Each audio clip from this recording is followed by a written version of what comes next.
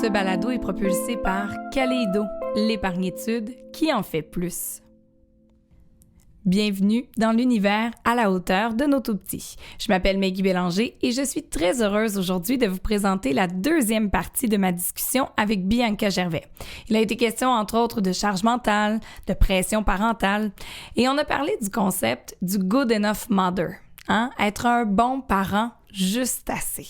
Mais elle est où la ligne de ce juste assez? Probablement que la vôtre, la mienne, celle de Bianca, elles sont bien différentes. Alors aujourd'hui, on vous parle de nos visions, de nos trucs, de nos astuces, et c'est à vous, avec vos valeurs parentales, à faire votre choix. Dans le segment coup de cœur, j'ai discuté avec Joanie Belzile, qui est la fondatrice de l'entreprise Repos pour maman. En fait, c'est un grand répertoire d'entreprises et d'organismes un peu partout au Québec qui viennent en aide aux mamans, soit en offrant de l'aide ou simplement parfois des idées sorties pour prendre une grande bouffée d'air et rendre les journées un peu plus faciles. Joanie, elle est entrepreneure et, imaginez-vous, maman de 4 enfants, c'est pas rien. Son petit dernier a 18 mois et son entreprise a vu le jour il y a 2 ans. Donc, c'est cet automne qu'elle se permet vraiment de s'y investir à temps plein et son répertoire va vraiment prendre son envol. Alors, si vous êtes un organisme ou une entreprise et que vous aimeriez faire partie de Repos pour maman, vous pouvez la contacter. Parce que vous le savez, c'est ensemble qu'on peut être à la hauteur de nos tout-petits.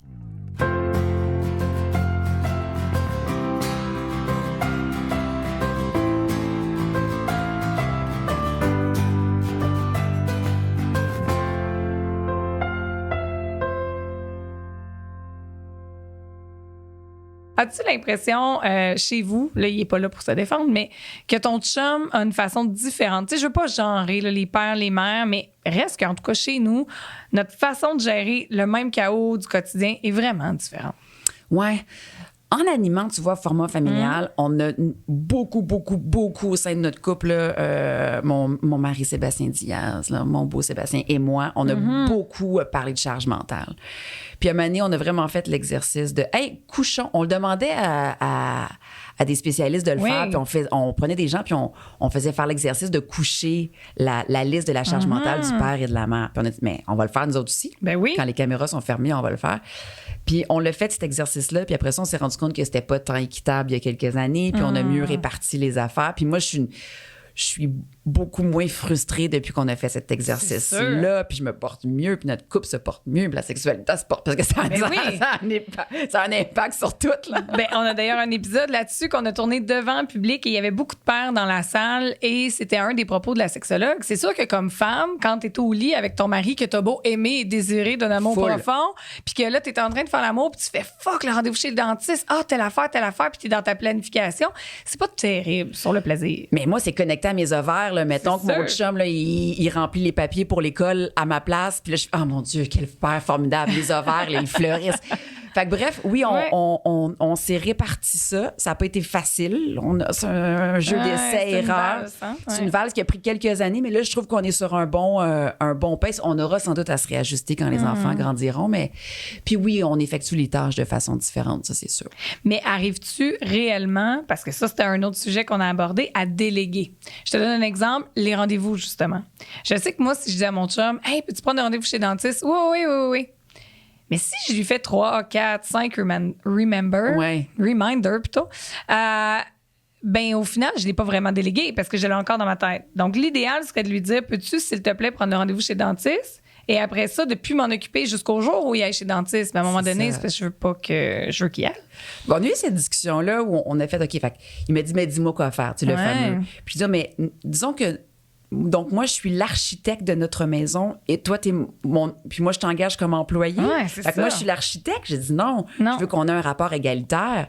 Je veux qu'on soit 2 architectes qui façonnent ensemble notre famille ou, tu sais, 2 sculpteurs ou peu importe. Tu veux pas avoir le poids d'avoir tout réfléchi. Puis là, s'il y a une faille dans la construction, que ce soit aussi juste de ta faute. Tu sais, il y a tout ça aussi. Puis la Bianca d'avant, là, quand elle avait moins de charge mentale, elle était tripante, là. Elle disait oui à plus de choses, elle était plus libre de son esprit. Ben oui. Fait que je dis, mais aide-moi à la retrouver aussi.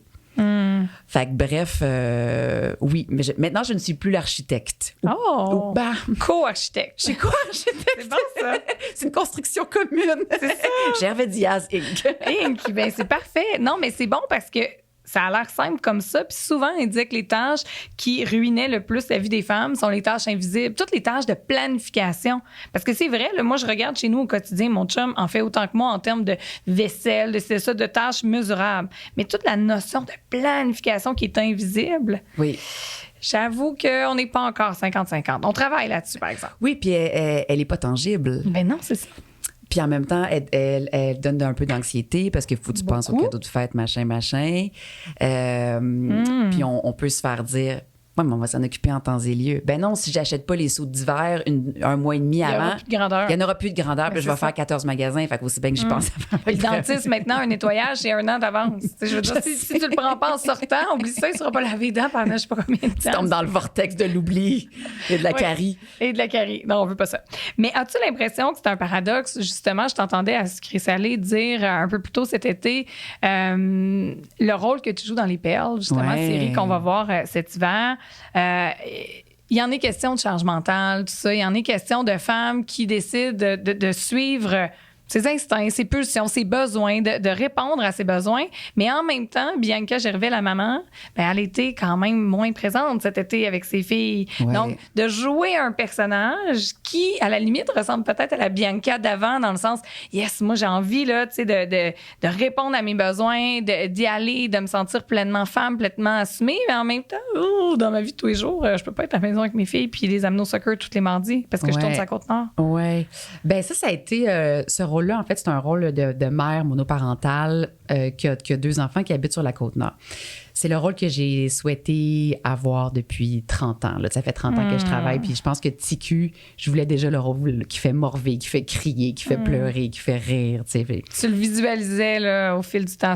Au début, ça devait être moins concret, là, mais... Mais tu sais, j'allais à l'Oratoire Saint-Joseph, mettons, là, puis on est athée, là, mais avec ma grand-mère, puis j'allumais un lampion, puis oui, grand-mère, je veux un grand rôle. Bref, on vieillit, puis finalement, j'étais super fière de mes réalisations, puis très, très en paix avec ça, très heureuse. Est arrivé ce rôle-là. C'est intéressant de quitter sa charge mentale pour prendre celle d'un personnage.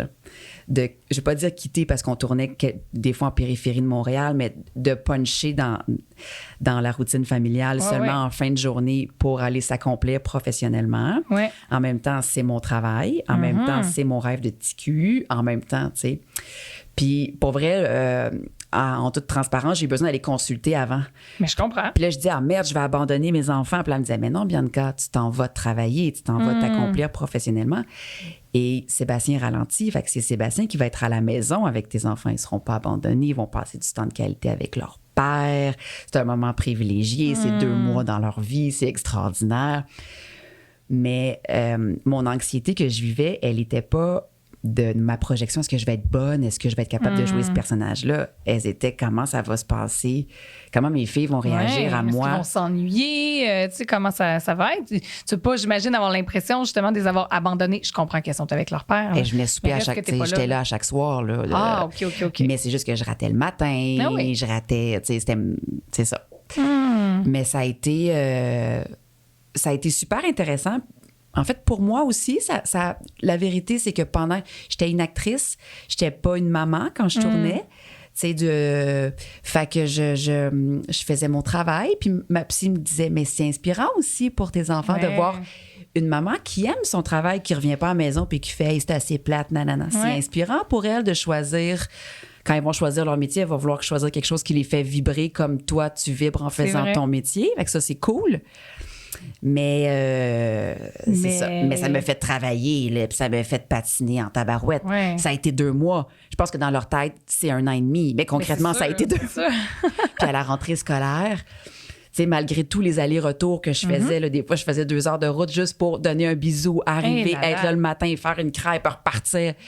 Quand, à la rentrée scolaire, on discutait entre maman, puis ma fille s'est retournée, puis elle a dit, ben ça, c'est ma mère, elle a presque pas été là de l'été. Puis là, je me suis dit, oh mon Dieu, c'est ça qu'elle retient. Oh là elle là. a pas noté les allers-retours. Non, puis les crêpes faites sur le fly pendant que tu apprenais un texte. Oh là puis là, j'ai fait, ben c'est correct, ça y appartient. Ouais. c'est peut-être que plus tard, elle sera capable de nuancer puis de dire, c'est 2 mois dans l'année, mais après ça, maman, elle travaille plus pendant 2 mois puis elle fait des... C'est ça. Oui, elle va être capable. Mais c'est sûr que sur le coup, les enfants sont tellement dans le ici maintenant, mais t'es capable de faire ça sans culpabilité? Non, full culpabilité. Parce que j'allais dire bravo, donne-moi ton truc, je veux ta psy. Parce que juste moi, je prends l'exemple, là, on est à Montréal en ce moment, on tourne en studio, je suis partie 3 jours. On s'entend, là, je suis pas partie 3 mois. Mais j'ai eu droit à « Oh, tu t'en vas-tu revenir? » On dirait que c'est pire. Je veux dire, leur père part en congrès 3 jours. C'est comme « OK, bye, pop, on va se faire un FaceTime. » C'est correct. Mais ils l'adorent, leur père. Mais moi, j'ai toujours la petite larme de plus, le petit... Puis tu sais, je pense pas qu'ils me font du chantage émotif, c'est pas ça, là. Mais j'ai comme l'impression que le fait que la mère parte, c'est différent. En tout cas, c'est peut-être juste mes enfants, là. Mais moi, ça m'amène de la culpabilité terrible. Mais je pense que c'est vu différemment. Ben, tes enfants le vivent sans doute de façon différente, mais aussi socialement, on le vit de façon différente. T'sais. C'est vrai. Quand j'ai accouché de la première, je me souviens, j'allaitais, puis elle venait sur les plateaux avec moi. Je faisais ma scène, j'allaitais, je faisais ma scène, puis un journaliste d'une émission très, très réputée, là, m'avait dit mais mon Dieu, Bianca, est-ce que tu abandonnes ton enfant? Qu'est-ce que tu fais quand c'est coupé? Puis avait regardé mon mari qui travaillait avec moi sur notre émission Format familial, puis avait dit, mais mon pauvre, comment tu fais pour travailler, être si bon, puis pas dormir? Fait que moi j'abandonnais mon enfant. Oh là là! Mais lui, on se questionnait pour son sommeil de qualité. Ça n'a pas de bon sens. Ah ben ça, c'est le double standard, les chums. Ça, c'est sûr. Mais encore ça en 2022. C'est ça, moi, que je trouve quand même fascinant, parce que je discutais avec bien des femmes, puis elles me disaient, on se sent coupable des fois d'aimer notre travail. Moi, quand je travaille, je me sens vivante, je me sens allumée. C'est connecté à l'intérieur de moi. Puis tu l'as dit tantôt, après, je suis une meilleure mère, je suis une meilleure femme. Il me semble que quand tu reviens à la maison, tu te sens plus émancipée, tu te sens bonne, tu es fière de toi, tu es accomplie. Le rush du souper va être pas mal moins lourd que si tu rumines en dedans puis tu dis non. Mais en même temps, c'est vrai que c'est moins bien perçu. Puis même moi, je l'ai vécu dans mon entourage. Ah, elle est encore partie. Oui, mais mon chum, là, il y a des congrès régulièrement puis il se fait jamais dire ça, qu'il est encore parti. Oui, puis les enfants sont avec le papa, qui est l'autre parent qui est aussi aimant, aussi adéquat, qui va répondre à tous les besoins essentiels, moins essentiels. Bref, il est avec l'autre parent. Mais ça, je pense qu'il faut se déprogrammer collectivement de ça. Je pense que... Oui, je pense que c'est important aussi. Parce que je pense que c'est des vases communicants. Bien, c'est sûr. Une maman qui est heureuse, qui est remplie, qui a le jeu rempli, est plus en capacité de donner, d'offrir. À sa famille. À sa famille, à ses amis, à son amoureux, à ses enfants, que lorsqu'elle est vide. Ça, c'est sûr. Mais là, tu le fais dans un contexte de travail. Mais est-ce que tu arrives vraiment à te prioriser parfois et à dire, regarde, la famille, vous allez passer en deuxième? Parce que j'entends beaucoup ça. Hein. Moi, ma valeur première, c'est la famille. Ma valeur première, c'est la famille. Je suis d'accord que ça fait partie de nos valeurs importantes, mais en même temps, est-ce qu'il faudrait pas parfois être un peu, j'aime pas ce mot-là, mais égoïste, puis dire, regarde, moi, je vais me prioriser, je vais me sentir mieux, puis après, je vais être encore meilleure pour vous en donner? Je suis pas très bonne pour le faire. Mais c'est ça. Mes sorties de filles, mettons, c'est mon chum qui me les book, qui appelle mes amis en cachette, qui font « Hey, ça fait comme 6 mois que Bibi n'est pas sortie de la maison pour une vie sociale, ça vous tente dessus? » Peut-être que lui aussi, il veut faire la même chose. Non, mais on dirait des fois, je sais pas ton chum, mais les gars, parfois, sont meilleurs. Exemple, ils ont du hockey le lundi de 20h à 22h. Ça devient des rendez-vous, donc ils y vont parce que c'est à l'horaire. Mais on dirait que nous, les filles, je sais pas, on laisse aller ça, comme tu dis, les 5 à 7. Des fois, ça va se faire à la dernière minute, mais on est peut-être moins bonne pour mettre ça à l'horaire. Ben, c'est la première chose sur laquelle tu coupes. Là. Tu coupes dans le gras, puis le gras, c'est ça. C'est ça. Mais t'as connais-tu sans doute, que tu l'as entendu, là, les masques dans l'avion? Oui, ils disent de mettre son propre masque avant de le mettre à l'enfant pour être mieux outillé en cas des votes pour l'aider. Mais je pense que c'est ça, un parent heureux avec ce qu'il est dans sa vie et plus outillé pour après ça faire de la bonne parentalité positive avec son enfant. C'est sûr. Mais en même temps, as-tu l'impression que c'est encore moins bien perçu, justement? Tu sais, les femmes qui vont dire, justement, ben regarde, moi, je m'accomplis, je fais mes choses, puis ma famille, je l'aime, je l'adore. Je la fais pas passer en dernier, mais là, dans cette période-ci de ma vie, elle va passer en deuxième. Ben oui, c'est mal perçu. Oui, hein? Ça se dit pas encore, on dirait. Moi, c'est sûr que je fais cette entrevue-là, puis que là, en partant, je conduis, puis là, je dis, attends, j'ai dit ça, j'aurais peut-être pas dit ça. Est-ce que j'ai dit assez à quel point mes enfants sont l'aorte de mon cœur, que je les aime, qu'ils sont l'essence de ma vie, que je ferais tout pour eux? Mais ça, pour moi, c'est une certitude. Mais on dirait que quand on dit « j'aime mon travail, j'aime souper avec mes amis », il faut justifier tout de suite après. Mais j'aime mes enfants. Mais ça va de soi que je les aime. Ça va de soi que je donnerais ma vie pour eux. Oui. qui passe premier. Mais la femme, elle a le droit quand même d'exister par moment. Ben oui. Non, mais c'est parce que je trouve ça tellement chavirant encore maintenant, faut le dire, faut le répéter, parce que le nombre de messages même que je reçois de mères, de familles qui se sentent mal, des fois, de faire des choix. Puis ça joue, je lisais encore des articles sur même la sécurité financière des femmes. Veux pas, les congés maternité, on est chanceux. Au Québec, on a quand même une belle période congé, c'est relatif. On va appeler ça la pause maternité. Ah, bravo! Hein? On pourrait même appeler ça la pause parentale. Oui. Parce que peut-être que ça pourrait être le père aussi qui prend un bout. Si la mère, c'est ce qu'elle a besoin, tu sais. Bien, il y en a de plus en plus, mais tu sais, on sent que ça s'installe. Mais veux pas, cette année-là, ben, ton revenu est diminué. Donc, ta cotisation à la Régie des rentes. Moi, pour mes 3 enfants, j'ai dû avoir des arrêts, j'ai eu des décollements placentaires, autre chose. Mais sur les assurances, on a moins de revenus. Donc, je trouve que c'est encore une fois où ça nous amène comme femmes une précarité aussi financière qui peut avoir un impact sur les prochaines années. Tu sais, je veux dire, on n'est plus dans les années où tu dois rester avec ton mari pour survivre. Tu dois rester avec ton mari si tu l'aimes, si tu as envie, si tu as du plaisir avec.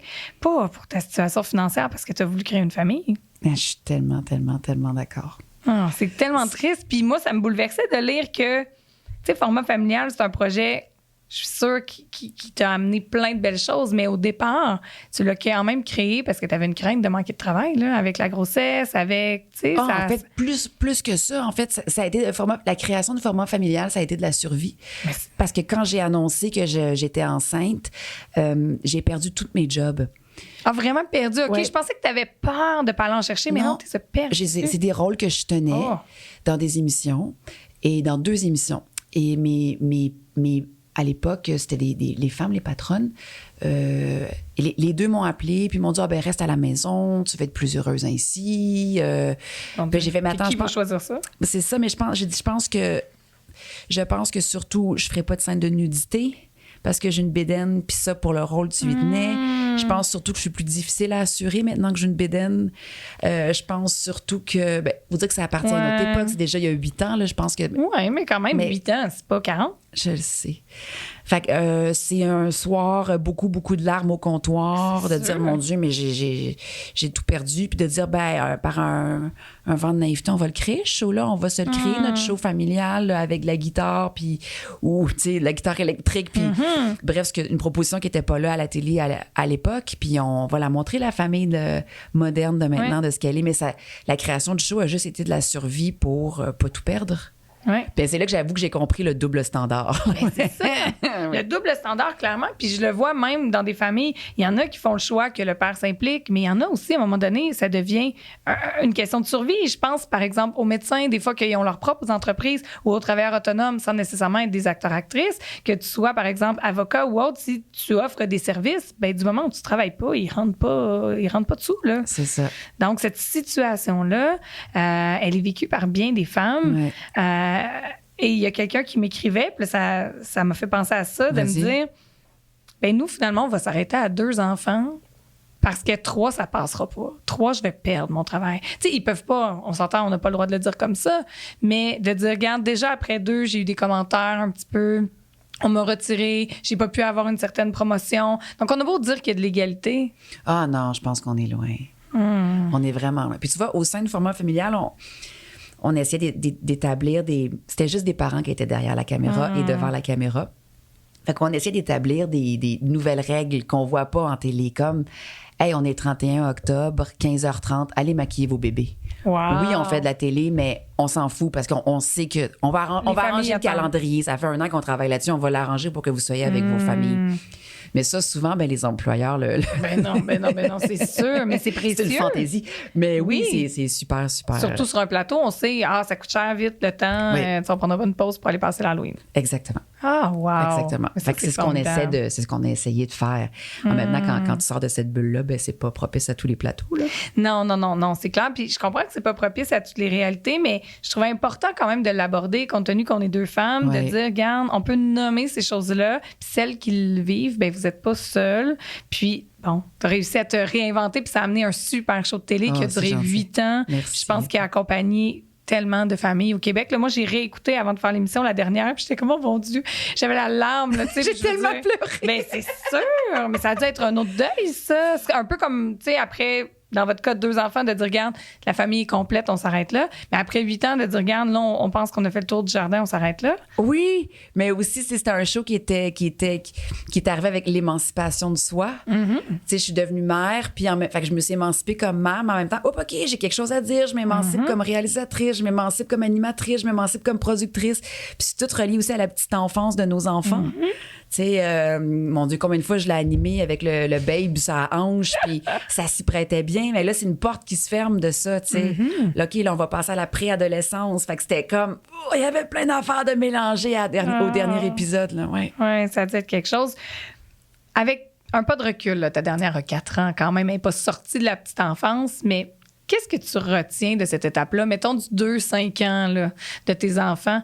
Quels ont été peut-être pour toi, en tant que mère, mettons les 2 plus grands défis, mais aussi 2 aspects que tu as aimés de cette période-là? Ben j'aime la naïveté. J'aime qu'on peut inventer des mondes, puis on peut aller chercher des cocos, puis il y a la fée, puis il y a cette espèce de qui est reliée à mon métier peut-être, là, mais j'aime être la rockstar de leur vie. C'est sûr. J'aime que c'est avec moi qu'elles veulent jouer à 4 pattes au bonhomme, puis que c'est avec moi qu'elles veulent passer le week-end, puis écouter un film, puis puis je suis témoin de toute l'émancipation de la personnalité. Je fais, OK, toi, t'es comme ça, tu portes ça, mais d'où tu l'as, ce drive-là? Puis, toi, t'es blé. Tu sais, je vois qu'est-ce qui m'appartient, qu'est-ce qui m'appartient pas. Je trouve ça formidable de découvrir là, ces 2 petites humaines-là. What a belle ride! Puis en même temps... est-ce que je changerais plein de choses? T'sais, mon Dieu, je me suis affolée sur des affaires qui, finalement, c'était une pacotille, là, tu sais. Oui.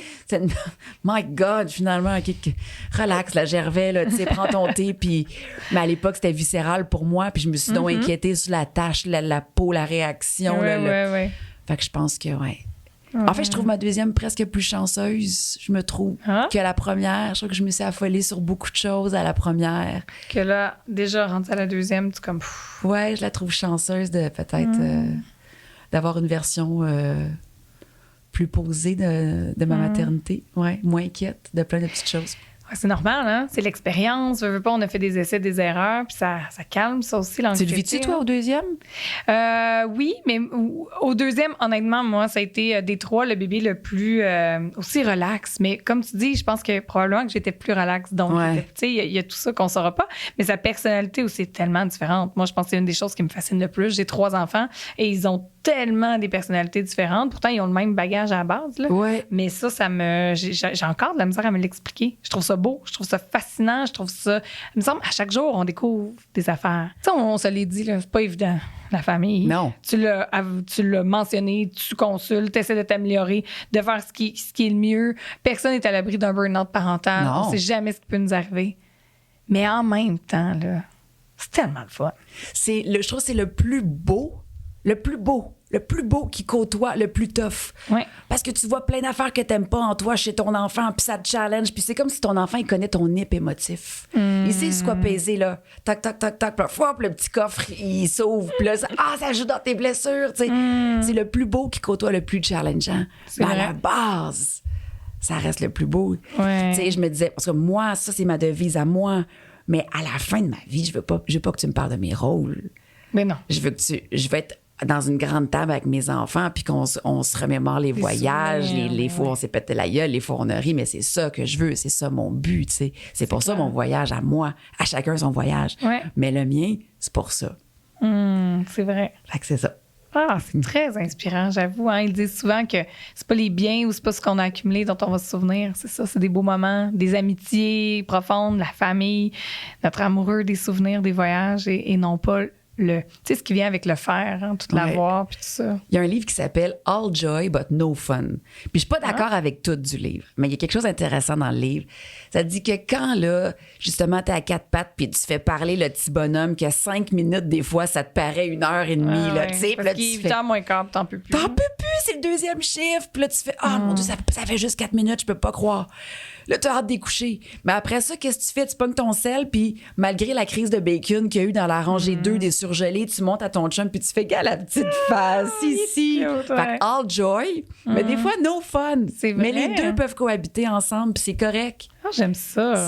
C'est correct. Ça va de pair. C'est ça, la vraie vie. Ouais. Merci beaucoup, Bianca Gervais. Merci à toi.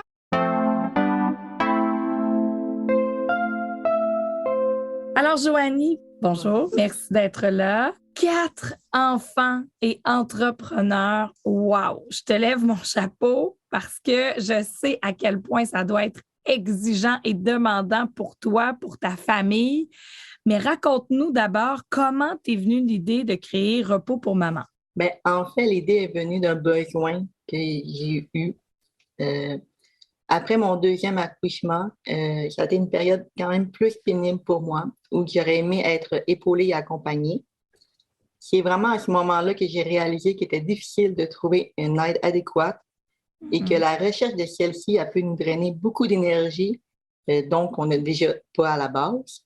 On se fait dire comme de demander de l'aide quand ça ne va pas. Oui, mais où qu'on la trouve, cette aide-là, et où qu'on la cherche? C'est vrai. Fait que, en fin de compte, parfois qu'il l'aide, elle peut être, on a besoin d'un répit ou simplement un moment pour nous ou encore rencontrer du monde qui nous comprenne. Fait que chaque maman est vraiment unique. En fin de compte, c'est un peu là la raison d'être de Repos pour maman, c'est de tout trouver, de trouver une multitude de ressources au même endroit pour que les mamans y dénichent rapidement et facilement l'aide qui répondra à leurs besoins selon leur réalité.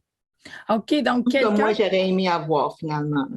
Oui, je comprends bien. Donc, quelqu'un qui aurait besoin, par exemple, de ventiler un après-midi puis qui veut aller prendre un café avec d'autres mamans versus quelqu'un qui a besoin peut-être plus d'un service de relevaille à la maison, eh bien, Voilà. ce sont le genre de services qu'on peut trouver là, sur ta plateforme. Oui, il y a une multitude de catégories de services. Beaucoup, c'est des répits, oui, mais il y a aussi le côté massothérapie, il y a des côtés que ce soit plus le bien-être personnel, que ce soit même des services pour les finances, d'avocats. On s'entend que la mère, elle gère beaucoup la maisonnée et Ah oui. on a différents conflits, différents chapeaux. Donc, c'est vraiment Oui. toucher les différentes sphères d'une mère qui peut être épuisée. Non, c'est vrai. Puis si jamais, par exemple, un couple, une équipe de parents qui doit se séparer, bien, la mère, des fois, elle peut se sentir peut-être, surtout si elle est en congé de maternité, à bout de ressources. Donc, quand tu parlais d'avocats, comptables, tout ça, ça peut aider durant ces périodes-là qui sont, on s'entend, là, des périodes extrêmement difficiles aussi. Là. Voilà. Puis aussi, qui aide comme pour les immigrants aussi. Il y a vraiment, il y a beaucoup d'organismes à but non lucratif et organismes communautaires aussi qu'on retrouve sur la plateforme. Et là, donc, les gens, nous, qui écoutent le balado, sont un peu partout au Québec, mais c'est le but aussi de ton service, là, Oui. c'est d'avoir vraiment, j'ai vu qu'il y en avait, il commençait à en avoir au Bas-Saint-Laurent, région où je suis, il y en a à Québec, à Montréal. Donc, ton rêve, j'imagine, ce serait d'avoir une plateforme là, qui couvrirait vraiment l'ensemble du Québec.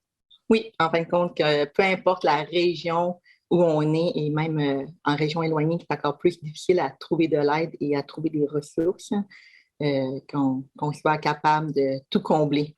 Et comment ça fonctionne pour les gens qui nous écoutent? Est-ce qu'on peut, par exemple, avoir le répertoire puis utiliser un service au besoin de façon ponctuelle? Est-ce qu'on doit être membre? Comment ça fonctionne? Bien, en fait, pour la maman, c'est complètement gratuit. C'est comme une base de données, en fin de compte. Quand on va directement sur la page web de repospourmaman.com, il y a un outil de recherche qu'on peut trouver le service qu'on recherche selon sa catégorie ou la région desservie. Puis, elle a toutes les informations pour entrer directement en contact avec l'entreprise.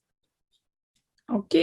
Donc, toi, ton modèle d'affaires, j'imagine, ce sont les entreprises qui veulent s'inscrire, qui, elles, font affaire avec toi, mais donc, les gens qui veulent recevoir le service, eux, ils ont accès gratuitement à ton répertoire. Voilà. Le but, c'est vraiment d'offrir des ressources pour maman. Puis, bien entendu, c'est en entreprise, donc il faut financer aussi la plateforme web. Ben donc, oui. Les entreprises de services, c'est eux qui payent pour être affichés finalement, puis être découverts par les mamans. C'est intéressant. Et s'il y a des entreprises, justement, qui nous écoutent, parce qu'il y a plusieurs mères entrepreneurs aussi qui offrent elles-mêmes des services, comment ça fonctionne? On te contacte via ta plateforme? C'est quoi la procédure? Oui, en fin de compte, ils peuvent aller directement sur repospourmaman.com. Puis dans le menu, il y a Affichez-vous, ou ils peuvent écrire à info@repospourmaman.com. Et pour les organismes à but non lucratif, comme les OBNL, puis les organismes communautaires, eux, ils sont affichés gratuitement. Ils s'inscrivent, c'est gratuit. Oui, c'est vraiment... Wow! Et pour les parents qui nous écoutent, là, c'est sûr qu'on s'adresse beaucoup aux mamans, mais je pense aussi qu'une maman qui peut se reposer davantage, qui peut mettre son bien-être à l'avant-plan, ben ça va rejaillir sur toute la famille et même sur les papas également. J'aimerais qu'on termine en rappelant le fait qu'il n'y a pas de honte à trouver ça dur parfois. C'est sûr que les gens qui nous regardent, hein, de ton côté, 4 enfants, entrepreneurs, ça peut avoir l'air tout rose, mais c'est pas vrai que c'est rose à chaque jour, puis c'est correct de demander de l'aide. Hein? Oui, voilà. Et honnêtement, il y a une multitude d'aides différentes qu'on peut demander. Et justement, en ayant un repos pour maman, je me disais que c'était la facilité pour les mamans, justement, d'entrer en contact avec vraiment différentes ressources disponibles. Puis l'aide, elle peut être seulement occasionnelle, des fois seulement une petite heure de répit, là, ou sortir, voir d'autres mondes, faire du cardio-poussette, qu'on ne connaît pas l'endroit où aller, ça peut vraiment tout changer. C'est vrai, hein, une journée qu'on trouve ça plus difficile. Des fois, de juste aller prendre l'air, voir d'autres personnes, ça nous rend déjà plus motivés. Ça nous aide à affronter, mais là, dans ce cas-ci, l'hiver qui s'en vient ou des fois nos nuits hein, qui sont plutôt courtes comme parents. Avec les microbes de l'automne. Oh oui, je pourrais t'en parler longtemps. Mais d'abord, j'aimerais dire, Joanie, bravo pour ton idée, pour ton initiative. Je pense que c'est avec des entreprises comme ça de cœur qu'on va aider à créer aussi une certaine cohésion sociale, à amener les gens à s'ouvrir, à s'entraider et ce, dans tous les domaines. Alors, pour les parents qui nous écoutaient, je pense que si vous avez besoin de répit, eh bien, la plateforme de Joanie peut certainement être un excellent outil. Et si vous êtes également entrepreneur, n'hésitez pas à écrire à Joanie pour pouvoir vous afficher via sa plateforme parce que plus il y aura d'entreprises qui prendront part, plus il y aura de rayonnement, eh bien, au final, plus on pourra aider là, de parents qui en ont besoin. Merci beaucoup, Joanie. Et voilà, c'est ce qui complète notre épisode. N'hésitez pas à aller aimer, commenter, partager le balado, que ce soit via notre page Facebook ou Instagram à la hauteur de nos tout-petits. Vous pouvez également vous abonner à notre chaîne YouTube ou via votre application préférée afin de ne manquer aucun épisode. Un merci tout particulier à Bianca Gervais pour sa grande générosité. Vous pourrez d'ailleurs la voir dans le film 23 décembre qui va sortir en salle sous peu et elle tient le rôle titre dans la série Les Perles qu'on pourra voir un peu plus tard cet hiver. Merci à Joanie Belzile, fondatrice de Repos pour Maman. Un merci particulier à Sylvain Berger-Thibault du Studio 706 pour le montage et la musique originale. Merci à vous d'être si nombreux à nous suivre. Mon nom est Maggie Bélanger et je vous retrouve très bientôt parce qu'ensemble, soyons à la hauteur de nos tout-petits.